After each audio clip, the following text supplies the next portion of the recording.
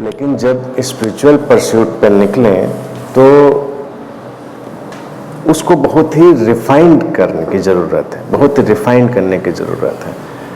और उसमें जैसे मैं दूसरी चीज़ पूछूं, कई चीज़ें, कि अगर कोई फाइनेंशियली अपनी लाइफ में ऐसे फैमिली में पैदा हुआ है कि उसको कोई ज़रूरत नहीं,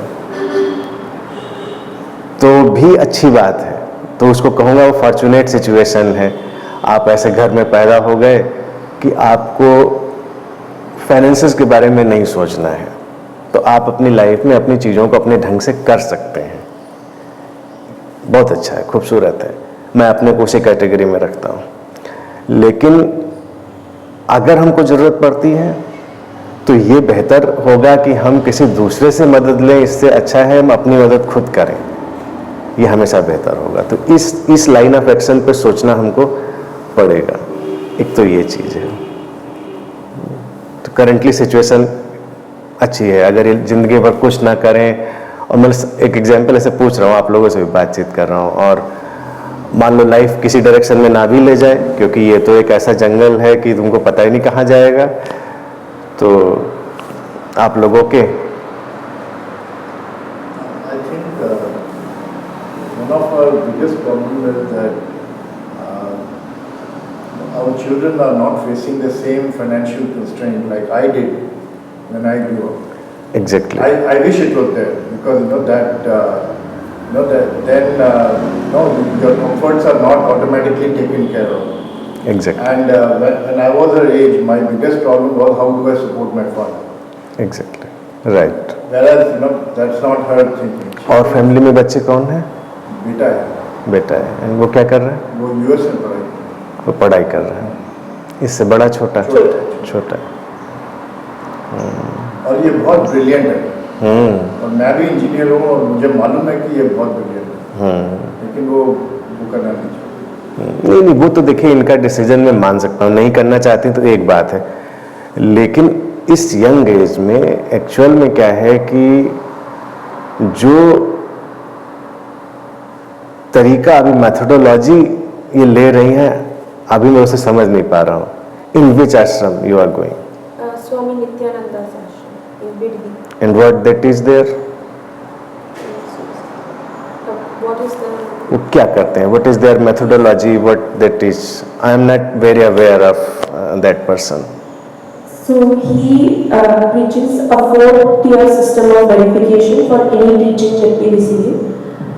First is the Shastra Pramana. It should be verified by the Shastric references from the Shastras. Second is the Apta Pramana. The enlightened masters from the history, their words should have some reflection of whatever they are teaching. Third is Atma Pramana, the words of the Guru. What is he delivering, and if it is his experience or not. And then finally the Sakshi Pramana, like you have witnessed it yourself in your own life, you've seen the benefit of the teaching, only then he says it is qualified for sharing among people.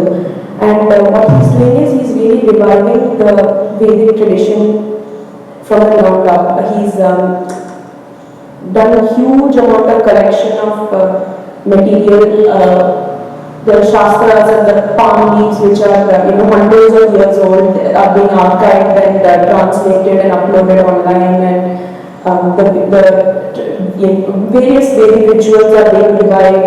The temple dance and the tradition is being revived. Sannyas Sampradaya is being revived. Like a lot of people in the Adinam are sannyasis also, but also there is the Grihastha ashram as well. So he's all of the things which are there in the Hindu Dharma from generations, which are now lost because of so much of cultural genocide over the years.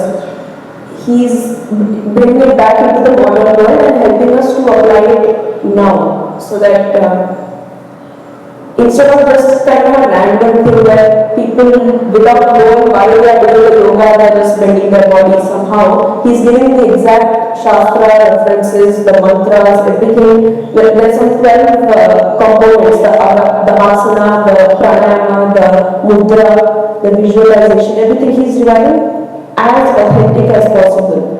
So that's why I want to be part of that, because it seems like the most legitimate option available. I understand that there are a lot of kind of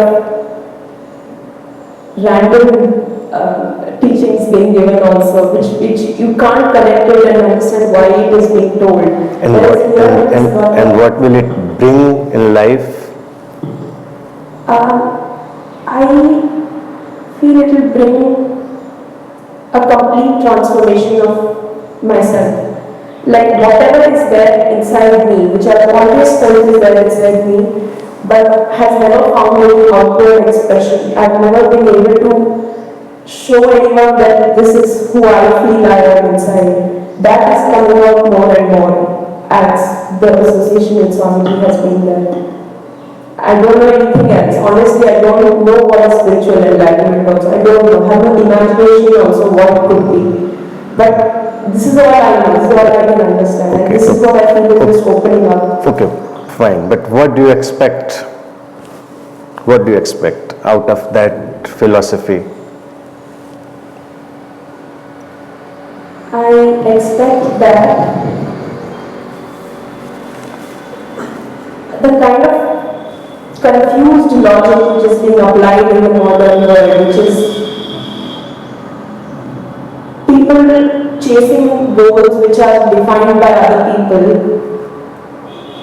without actually feeling a sense of fulfillment even when they are accomplished, without a lasting sense of fulfillment in their life.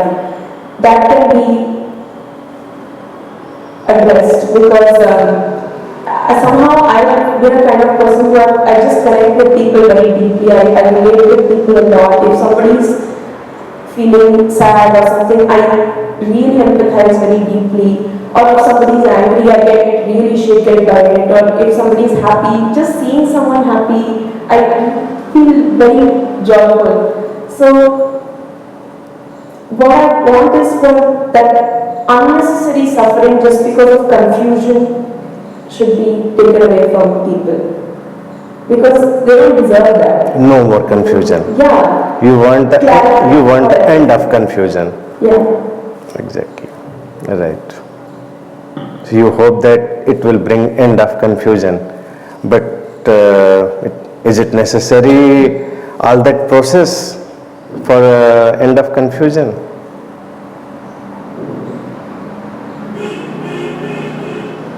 Apply. It is necessary. Actually, अपना जो scientific mind है उसको apply करना भी बहुत ज़रूरी है. देखिए, कल्चरल रिवाइवल या सिविलाइजेशन का रिवाइवल, इसका क्लेम तो आजकल हर कोई कर रहा है. ऐसा तो नहीं है कि एक कल्ट इसको क्लेम करेगा, दूसरा कल्ट कहेगा नहीं नहीं मेरी चीज़ कम ऑथेंटिक है. तो फंडामेंटली जो डिसीजन है या जो भी चीज़ है वो तो हमारे ऊपर ही आती है. And what ever you shared about that verification process, मेरी ओपिनियन उस पर फ़र्क है. मेरी ओपिनियन फ़र्क है. शास्त्र जरूरी नहीं हर बात सही कहते हो. What if they are wrong? What if अगर वो गलत है तो हम क्या करेंगे? हम कहाँ जाएंगे? एक ही चीज़ बनती है, देखिए, वो केवल हमारा ओन एक्सपीरियंस और हमारी ओन अथॉरिटी. इसीलिए मैंने, देखिए, बुद्धा से मुझे बहुत प्यार रहा, बहुत प्रेम रहा है, मतलब, और उनकी बात मुझे हमेशा इसीलिए अपील करी कि सारा जो ये रिचुअलिस्टिक मसला है इसको ख़त्म करने का एक श्रेय उनको गया. मैंने कल बोला था, आप लोग शायद लास्ट में सुन भी रहे होंगे, मैं वही बात शेयर कर रहा था. तो ये तो बाद में जो is Maya Buddhism, that is not part of Buddha. I don't believe, मतलब मेरा अपना व्यू है. और उन्होंने क्या कहा? उन्होंने कहा कि मेरी बात मत मानना, किसी की बात मत मानना. इसलिए मत मानना कि कोई किताब कहती है, इसलिए मत मानना कि कोई बहुत बड़ा आदमी कहता है, जब तक खुद तुम्हारा उससे रूबरू जो है साक्षात्कार ना हो और कन्विंस ना हो, तब तक कोई ज़रूरत नहीं। उन्होंने कहा मेरी भी बात मत मानना, यानी कि जो ये शब्द प्रमाण और गुरु की बात का प्रमाण, शास्त्र का प्रमाण, ये जो चीज़ें हैं ना, ये मॉडर्न वर्ल्ड में बहुत ही डेंजरस इन द सेंस, अगर कोई मुझे गुरु मानता है और तो उसको मेरी बात प्रमाण होनी चाहिए। गुरु प्रमाण तो यही हुआ ना, लेकिन मेरी बात क्यों प्रमाण होनी चाहिए? मान लीजिए मैं ही कंफ्यूज हूँ, ये तो हमने मान लिया कि गुरु कंफ्यूज नहीं होगा, गुरु तो उस जगह पर, ये तो हमारी मान्यता है ना, हमने मान्यता है। हम पूरे रेस्पेक्ट और ऑनर के साथ किसी को देखें वो तो बेहतर है, लेकिन किसी का शब्द प्रमाण नहीं हो सकता। उसका व्यक्तित्व प्रमाण हो सकता है, उसकी लाइफ प्रमाण हो सकती है, जो वो जिएगा। तो हमने देखिए यहाँ लोगों को जब टीचिंग मैंने देना शुरू किया तो मैंने कहा किसी गुरु को जब देखो तो उसके शब्दों पे मत जाओ, उसके जीवन को देखो, पूरा उसकी लाइफ को देखो, वो क्या जीता है, क्या करता है, वहां पर उसकी रिफ्लेक्शन ज़्यादा है। जो बोलता है उसमें तो few % है, पहली चीज़ तो ये। तो इसीलिए शब्द प्रमाण तो बनता नहीं, शब्द प्रमाण की कोई बात नहीं है। और रहा सवाल शास्त्रों का, तो शास्त्रों को हम किस नज़रिए से देखेंगे? अब ये तो थोड़ा सा देखिए, दो व्यू चलते हैं। एक व्यू चलता है ये कि जो पुरानी बात हर गलत थी, एक व्यू चलेगा जो पुरानी हर बात सही थी। मेरा व्यू बिल्कुल बैलेंस्ड है। कोई भी ट्रुथ कभी शेयर नहीं किया जा सकता, वो कॉन्सेप्ट है। So in books you will never find any truth, there are concepts. उस ट्रुथ की तरफ बताने के कॉन्सेप्ट्स हैं, और जो कॉन्सेप्ट्स होंगे वो उस समय के नॉलेज पर बेस्ड होंगे, यानी कि उस कंटेम्प्रेरी टाइम में जितना भी नॉलेज लोगों ने गेन किया होगा उस पर उन्होंने अपने कॉन्सेप्ट खड़े किए होंगे। तो ये कहना कि अतीत में कुछ ऐसे लोग थे जिनको सब कुछ पता था, ये बिल्कुल मतलब सही बात नहीं होगी, किसी भी लेवल पर सही बात नहीं होगी। क्योंकि हम तमाम बातें डे बाय डे उनको देखते रहते हैं कि वो फिर सही नहीं बैठती, फिर उनको इवन अभी देखो क्या है कि पिछले 25 साल में, अभी से पीछे 25 साल जाएं तो जितना नॉलेज हमने साइकोलॉजिकल, मेरा साइकोलॉजी भी सब्जेक्ट रहा है, मैंने उसको भी बहुत स्टडी किया है, मतलब अपने सब्जेक्ट के तौर से भी एंड उससे अलावा भी। साइकोलॉजिकल सिनेरियो में भी पिछले 25 साल में जितनी रिसर्चेज हुई हैं वो पीछे के 100 साल में नहीं हुई थी। साइंस में पिछले 25 साल में, फिलॉसफी में, हर चीज़ में हमने जितना, टेक्नोलॉजी में जितना नॉलेज गेन का पीछे 100 साल में नहीं किया था। और पीछे 100 साल में जो आया था वो पिछले 1000 साल में नहीं आया था, जो पीछे के 100 साल में आया था और पीछे। तो ये सोच लेना जो है ना वो स्पिरिचुअल एवोल्यूशन में नहीं जाता। और हिंदू, हमको उसका क्या करना है? मतलब हमको हिंदू रिवाइवल क्यों चाहिए? हमको रिवाइवल तो इंसान का चाहिए, रिवाइवल तो हमको जो लोग हैं उनका चाहिए। अब अगर हम मान लीजिए हम कहें हिंदू कल्चर या नॉलेज का रिवाइवल चाहिए, तो फिर कोई आएगा वो कहेगा हमको क्रिश्चियन नॉलेज का रिवाइवल चाहिए, तो कोई कहेगा इस्लाम का रिवाइवल चाहिए। मतलब रिवाइवल तो फिर चलता है। फिर हिंदू में भी कोई एक ही बात तो है नहीं, हिंदू को भी जाएंगे तो इतने सेक्ट बढ़ते चले जाएंगे, वो अपना अपना रिवाइवल लेके आएंगे। बेहतर ये होगा कि हम सारी चीज़ों को छोड़ दें, हम कहें कि जो ट्रू नॉलेज है उसका रिवाइवल हो, बस ट्रू नॉलेज। और हमने इस बात को हमेशा सारे प्लेटफॉर्म से बोला कि रिलीजन अगर बात करी जाए तो इन फ्यूचर इवॉल्व्ड सोसाइटी में तो ये सब ख़त्म ही हो जाना चाहिए। मतलब हम अगर साइंटिफिक रिलीजन की शेयरिंग की बात करें तो एक ही होना चाहिए, फिर उसमें अलग अलग क्यों होना चाहिए? अगर वो कहें ये बड़ा साइंटिफिक है, जैसा कि लोग कहेंगे कि साइंटिफिक है बड़ा हमारा, तो साइंस में तो कोई पार्टीशन नहीं होता। साइंस में तो कहीं, जैसे अब तो साइंस तो आप लोग पढ़े हुए हैं, इंजीनियरिंग करी, तो साइंस में तो कोई पार्टीशन नहीं होता कि ये अमेरिकन साइंस है या ऑस्ट्रेलियन, ये इंडियन साइंस है या ये वो। मतलब जो लॉ है वो लॉ है, जो लॉ नहीं है वो नहीं है। तो रिलीजन में ऐसा क्यों है कि डिवीज़न होता है? ये क्वेश्चन है, रिलीजन में ऐसा क्यों है कि डिवीज़न है? वो कहेंगे कि नहीं, क्रिश्चियन सिद्धांत के अकॉर्डिंग या मुस्लिम सिद्धांत के अकॉर्डिंग या हिंदू सिद्धांत, और हिंदू में भी बहुत बहुत बहुत फिलॉसफीज हैं, एक ही बात नहीं है हिंदू में। हिंदू में देखो साकार से निराकार तक, आस्तिक से नास्तिक तक बहुत बड़ा ट्रेडिशन है, बहुत। कि अब जो आस्तिक मानने वाले हैं उनके पास अपने सारे लॉजिक हैं, नास्तिक वाले अपने चारवाक की पूरी परंपरा है, यहाँ पर शैव है, शाक्त है, मतलब ढूंढने निकलेंगे तो हिंदू कल्चर में तो उन्होंने ये ऑल इंक्लूसिव फिलॉसफी थी, ये ऑल इंक्लूसिव मतलब सारे दर्शन यहाँ पर शामिल थे। ये उसकी ब्यूटी है, मतलब that is tremendous beauty, I accept it. अब फंडामेंटल चीज़ों पर कंफ्यूजन और कंट्राडिक्शन क्यों होना चाहिए? कोई अपनी डेप्थ में गया स्पिरिचुअलिटी की तो उसको वही बात पता चलनी चाहिए जो किसी को भी पता चलती है। ऐसा तो नहीं हिंदू वाले को अलग पता चल जाए, उसको अलग पता चल जाए, लेकिन फंडामेंटल भी हम लोग डिफरेंसेस पाते हैं। तो एक क्वेश्चन ये खड़ा होता है, कहीं ऐसा तो नहीं है कि सर्टेन लेवल पर केवल लोगों की अपने कॉन्सेप्ट, उनके बिलीव्स और उनकी इमेजिनेशन ही वर्क कर रही हो?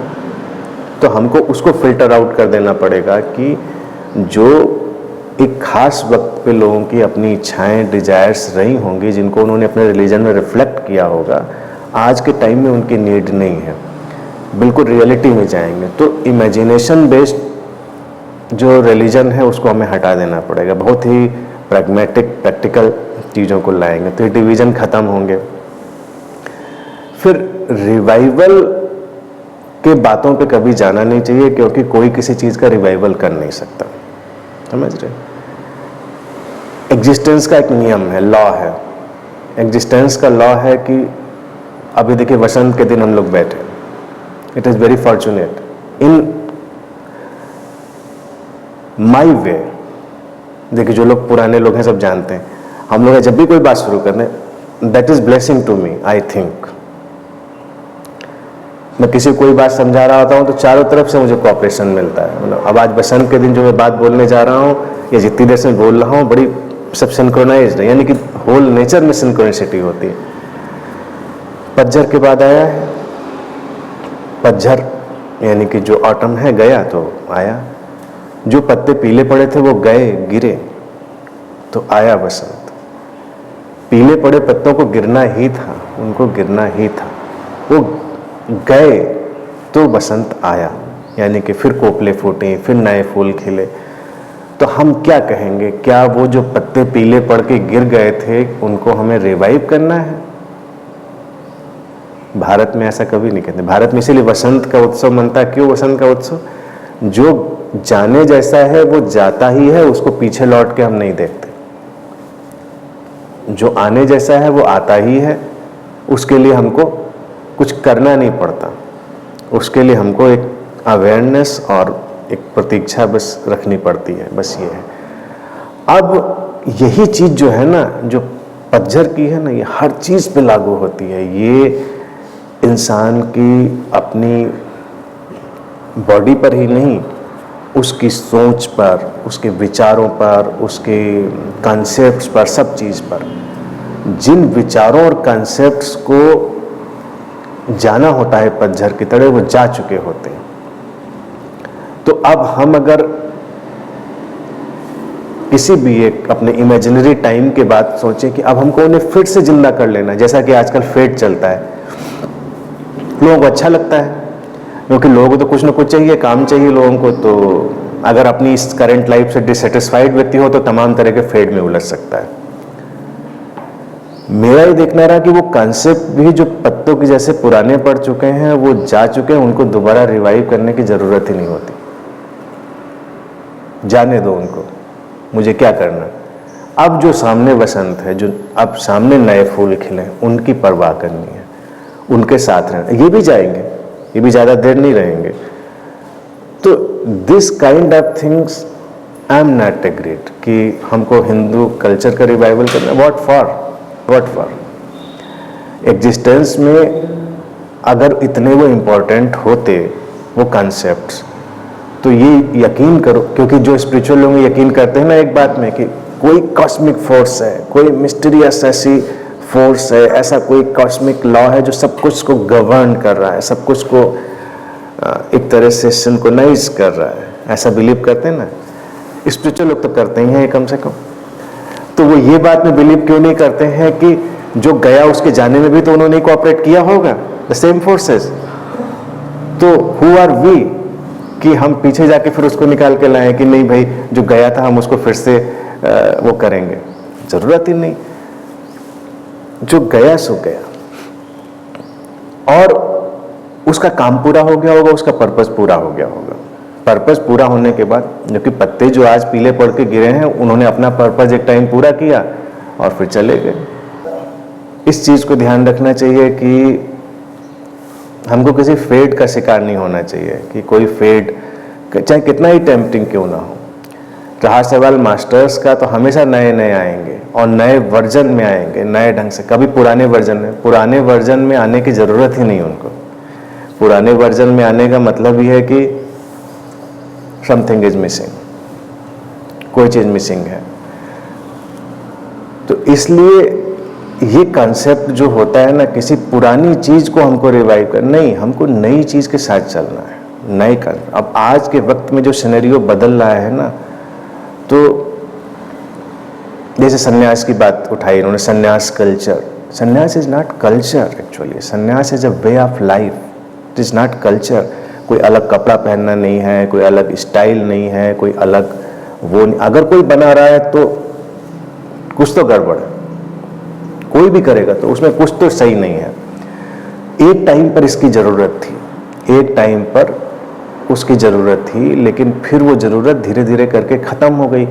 तो हम देखेंगे कि जो सोशियो साइकोलॉजिकल वेव्स होती हैं वो चीज़ों को एब्जॉर्ब कर लेती हैं अपने आप। यानी समाज में भी वो चीज़ नहीं टिकती है जब उसका काम पूरा हो जाता है, कितनी भी कोई कोशिश कर ले।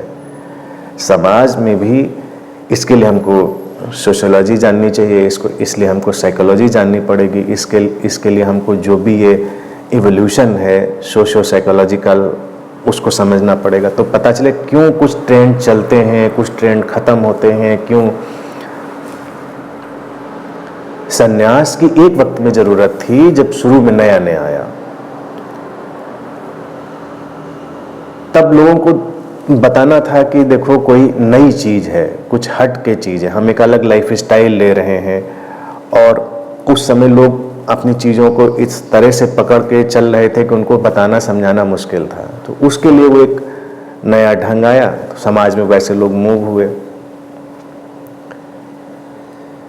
हिस्टोरिकली भी देखिए, हिस्टोरिकली बात करेंगे, माइथोलॉजिकल में तो बड़ा कन्फ्यूजन है। माइथोलॉजी, हिंदू में तमाम चीज़ें जो है ना वो माइथोलॉजिकल बेस ज़्यादा हैं, उसमें हिस्टोरिकल बेस बहुत कम है। माइथोलॉजिकल बेस में इमेजिनेशन बहुत ज़्यादा रोल प्ले करती है, मतलब उनके एविडेंस कहीं नहीं मिलते। एविडेंस फिर वही आ जाता है, व्यक्ति कहेगा कि शास्त्र का प्रमाण मानो या हम कह रहे हैं उसको प्रमाण मान लो, but there is no evidence. अगर हम आपकी बात ही ना माने तो कोई एविडेंस नहीं। एविडेंस जो स्पिरिचुअल हिस्ट्री में मिलता है वो बुद्धा के टाइम से मिलता है। अगर अभी रिलीजन की हिस्ट्री हम ढूंढने जाएंगे तो ठीक ठीक रिलीजन की हिस्ट्री हमको बुद्धा के टाइम से मिलेगी। उन्होंने एक सिस्टमेटिक सन्यासियों की परंपरा शुरू करी।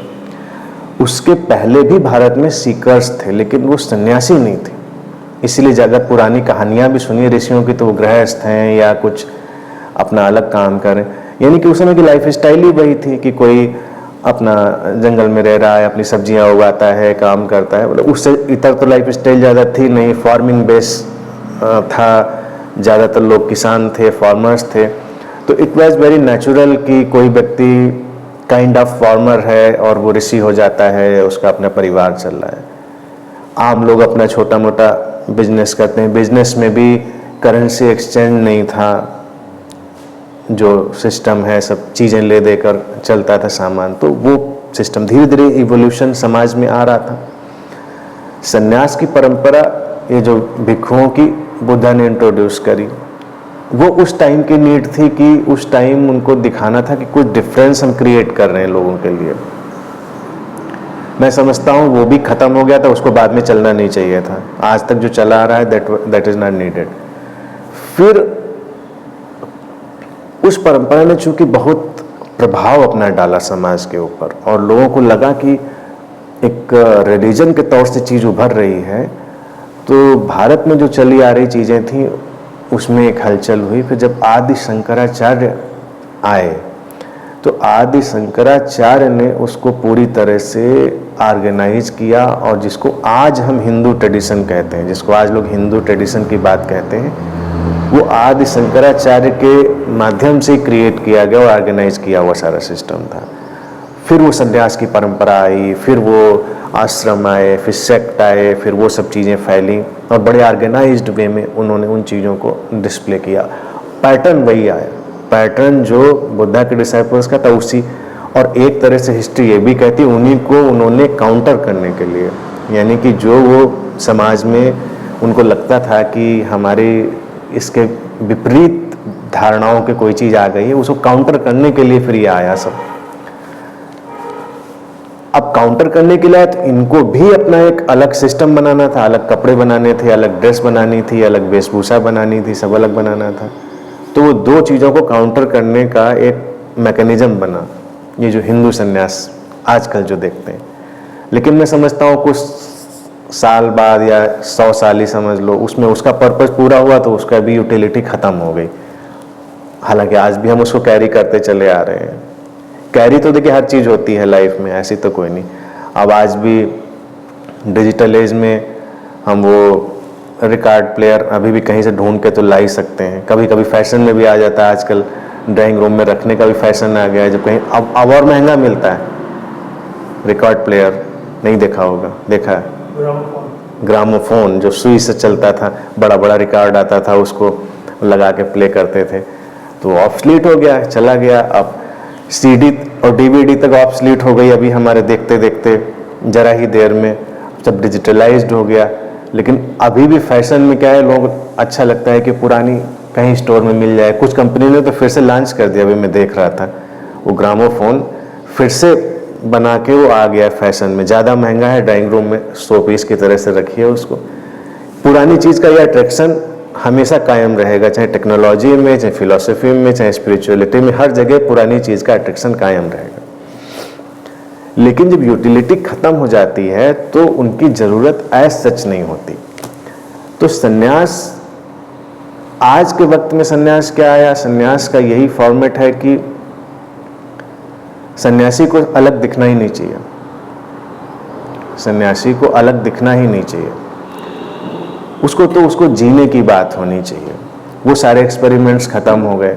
और इस बात को जब मैं कहता हूँ तो बहुत ऑथेंटिक, उससे बहुत प्रामाणिकता से कहता हूँ, क्योंकि उसको जीकर मैं कहता हूँ। दो हो सकता है मैं डिफरेंट दिखता हूँ अपने लुक से, अपीयरेंस से लोगों को, लेकिन मेरे पेरेंट्स तो किसी भी में खप जाएंगे, ऐसे कोई बहुत अनयूजुअल चीज़ें नहीं है। मैं यूनिवर्सिटी टाइम से, आप यकीन नहीं होगा, आप लोगों को जो पुराने लोग हैं वो सब जानते हैं, यूनिवर्सिटी में जैसे सब लोग स्टूडेंट जाते हैं वैसे मैं भी पढ़ता था, बिल्कुल नॉर्मल ऑर्डिनरी। ना मैं स्पिरिचुअल बातें करता था, ना कोई चीज़ करता था।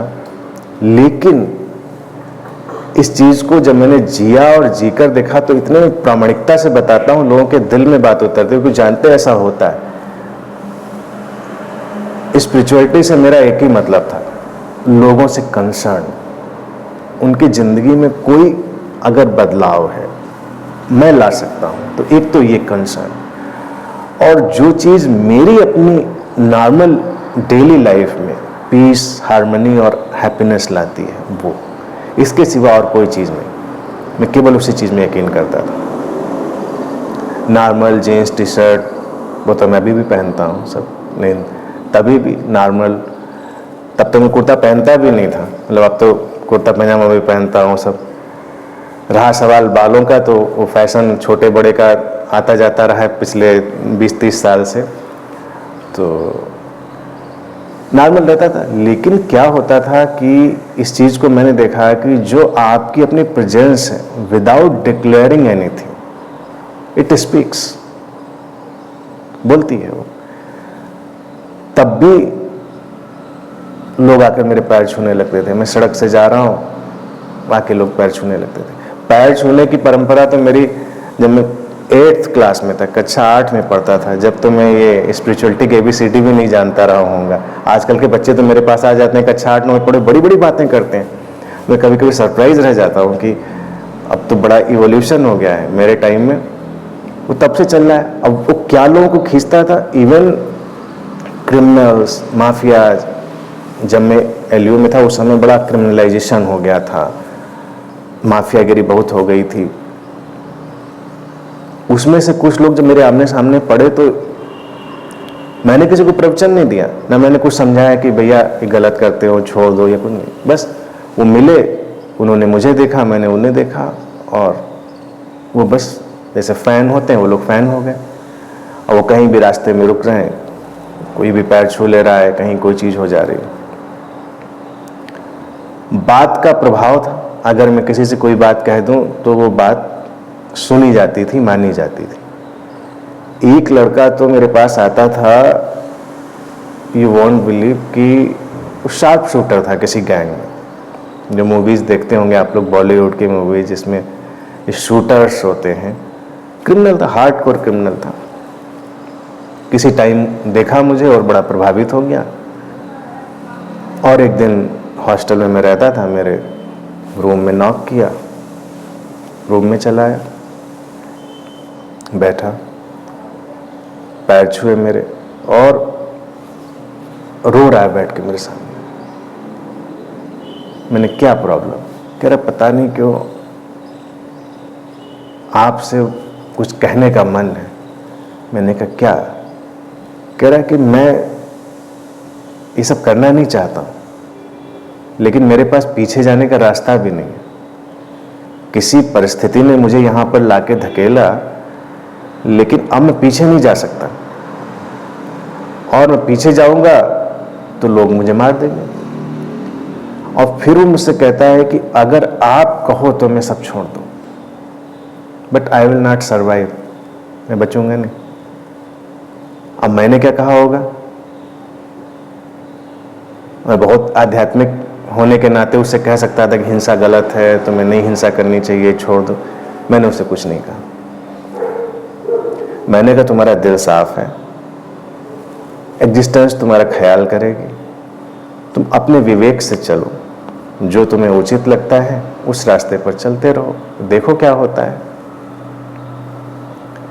लेकिन इस घटना के बाद मैं उस घटना पर भी यकीन कर पाया जो लोग कहते थे कि बुद्धा के सामने अंगुली माल आया तो ऐसा ट्रांसफॉर्मेशन हो गया। ऐसे तो मैं सोचता कि बिल्कुल फिक्शन की बात हो सकती है, लेकिन उस घटना ने मुझे दिखाया कि ऐसा संभव है। अगर उस दिन मैं उस लड़के से कह देता कि छोड़ दे, तो छोड़ देता, हो सकता है कल को मार दिया जाता। बाद में जब हमारे जो शुभचिंतक लोग थे उनको पता चला, उन्होंने देखा भी उसको आते हुए, उन्होंने कहा कि क्यों आया था तुम्हारे रूम पे, उसको प्लीज आने मत देना, नहीं तो कल को पुलिस तुमको उठा के ले जाएगी। सब उसके पीछे लगे हुए हैं, STF और ये सब IB सब उसके पीछे लगे हुए हैं, उसको सब।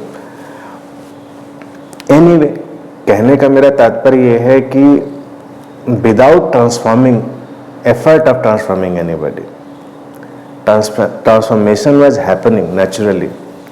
एंड तब से आज तक मेरा वही एजेंडा है। मैं लोगों को ऐसे ही बात करता हूँ और वो बदलते हैं। उनको कोई अलग वे ऑफ लाइफ नहीं देता, उनको ये नहीं कहता तुम ये संन्यास ले लो, वो कर लो, ये कर लो।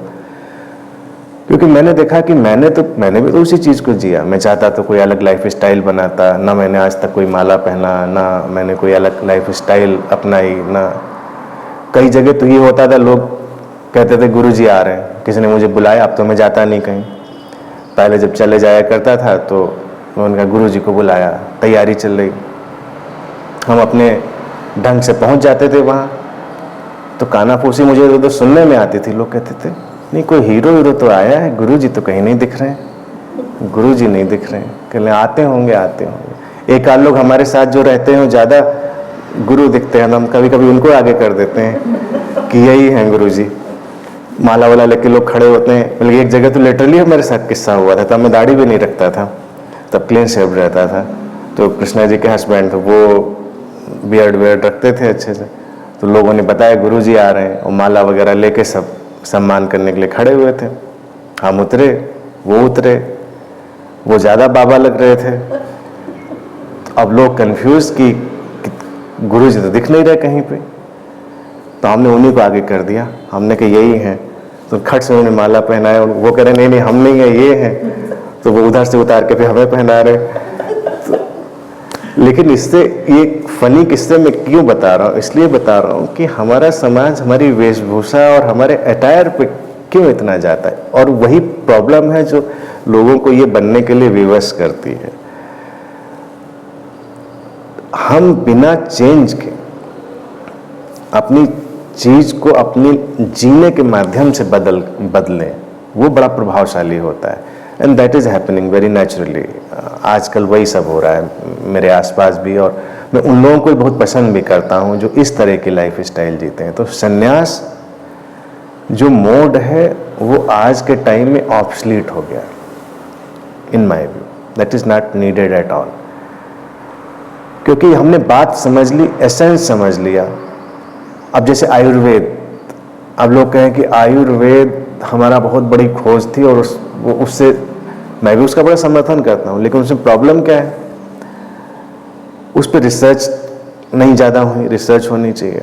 अब जब हम कोई पत्ती खाते हैं तो हम पत्ती तो नहीं खाते, मतलब फ़ायदा जो चीज़ करती है पत्ती तो नहीं करती। आज के टाइम में तो हम बहुत अच्छे से जानते हैं उसका कुछ कंपोनेंट, उसका कुछ साल्ट, वो कोई चीज़ जो है हमें किसी चीज़ में फ़ायदा करती है। तो ये कहना आज के टाइम में भी बिल्कुल लेमैन बना रहना होगा कि कोई कहे यही पत्ती ही फ़ायदा करती है, या ये जड़ी फ़ायदा करती है, या बोलो वट एवर इट इज़, उसके अंदर कोई ऐसा कंपोनेंट होगा जो फ़ायदा कर रहा है। तो now we have to extract that component, उसे निकालना है, उसके लिए रिसर्च चाहिए, रिसर्च होनी पड़ेगी। तो आयुर्वेद भी जैसे मान लीजिए आगे बढ़ाना है तो उसको ये ट्रेडिशनल जो सिस्टम है, या सुपरस्टिशन भी मैं उसको कहूँगा, या स्टबर्ननेस भी कहूँगा, उससे उसको फ्री कर देना पड़ेगा। उसी तरह से स्पिरिचुअलिटी की जो मैं लाइफ स्टाइल की बात करूँ उसमें भी कुछ कंपोनेंट है जो फ़ायदे का होता है। तो हमको पूरी पत्ती खाने से बेहतर है उस कंपोनेंट को डाइजेस्ट कर लें। यानी कि संन्यास में, संन्यास का जो पूरा पैराफर्नेलिया था, जो पूरा सब सिस्टम था, वो काम का नहीं था। उसके बीच में कुछ इंग्रेडिएंट थे वो काम के थे। तो वो जब हम अपने अंदर ले आए तो बाकी पत्ती की ज़रूरत ही नहीं हमको। पत्ती का क्या करना, पत्ती लेकर घूमने का, बल्कि वो ज़्यादा बर्डन भी है और कम में काम चल जाएगा उस चीज़ का, उसका वेलकम होना चाहिए। अब संन्यास में क्या चीज़ थी, एक तो खास ढंग से जीने की जो इच्छा है व्यक्ति के अंदर अपनी ज़िंदगी में। तो अब जैसे इन्होंने कहा कि वो हम एक खास लाइफ स्टाइल को जीना चाहते हैं, हम उस पर अपने को फोकस करना चाहते हैं, ये तो बड़ी अच्छी बात है। ये संन्यास का इंग्रेडिएंट हो गया। और किसी के अंदर का संकल्प के साथ संन्यास आया तो संन्यास तो घट ही गया उसके अंदर। अब उसको जीकर जब वो दिखाएगा तो बेहतर होगा। और बेहतर मेरी दृष्टि में सबसे बेहतर क्या होगा कि नॉर्मल लाइफ में ही उसको कोई जिए तो औरों के काम का भी होगा। जैसे कल को मान लीजिए कोई हिमालय में बैठा हुआ व्यक्ति है, वो कोई चीज़ टीच कर रहा है, लोग हिम्मत नहीं करते पूछने की, लेकिन अगर वो नॉर्मल, हम जिनको टीच कर रहे हैं या जिनको प्रीच कर रहे हैं, नॉर्मल कोई भी खड़ा होकर इंसान पूछ दे, आपकी कंडीशंस में जो चीज़ें एप्लीकेबल होंगी मेरी कंडीशन में तो है नहीं, तो मैं आपकी चीज़ों का क्या करूं? Why should I listen? आपकी बातों को मुझे क्यों सुनना चाहिए? क्योंकि आपकी कंडीशंस फर्क है, वो मेरे ऊपर एप्लीकेबल होंगी, मेरे लिए तो वही एप्लीकेबल होगी जो मेरी कंडीशंस में एप्लीकेबल है, वो चीज़।